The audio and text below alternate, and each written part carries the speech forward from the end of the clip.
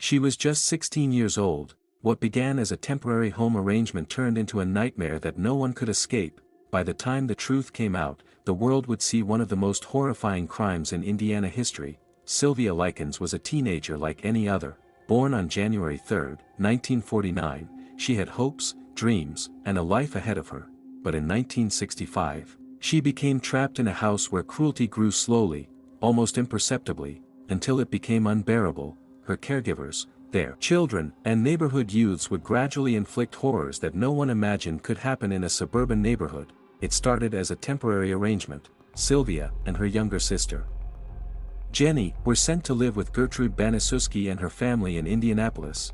What was meant to be a brief stay soon became a situation where neglect and cruelty took root. Over 3 months, Sylvia endured abuse that escalated daily: humiliation, starvation, beatings, and unimaginable torture. Sylvia was belittled and tormented constantly. She was starved, beaten, burned, and dehydrated. Her tormentors even humiliated her sexually. At times, her younger sister was forced to participate, either out of fear or coercion. By the end of this 3-month ordeal, Sylvia's body bore 150 wounds, including burns, scald marks, and eroded skin. Her life had become a slow, deliberate nightmare. On October 26, 1965, Sylvia Likens died. The official cause, a combination of shock, a subdural hematoma, and severe malnutrition. Investigators described her death as the result of prolonged, intentional abuse. One of the most sadistic cases in the state's history. Gertrude Banaszewski, the caregiver, was the orchestrator, but others were involved: her children, Paula and John; neighborhood youths, Coy Hubbard and Richard Hobbs. They were all complicit in the abuse and were eventually brought to justice. The trial began in 1966.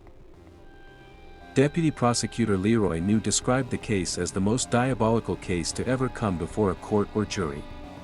Gertrude's defense attorney acknowledged the horror, stating that Sylvia had been subjected to acts of degradation you wouldn't commit on a dog.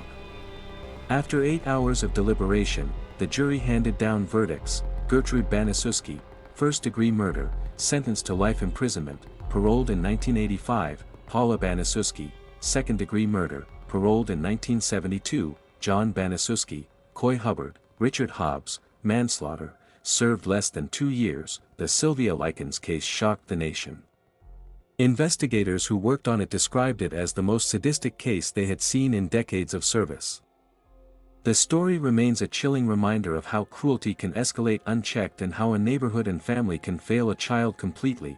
Even decades later, the horror of what Sylvia endured continues to resonate. Sylvia Likens was a teenager who never deserved what happened to her. Her story is a stark reminder: evil can hide behind ordinary doors, and sometimes, justice takes time, but it eventually comes.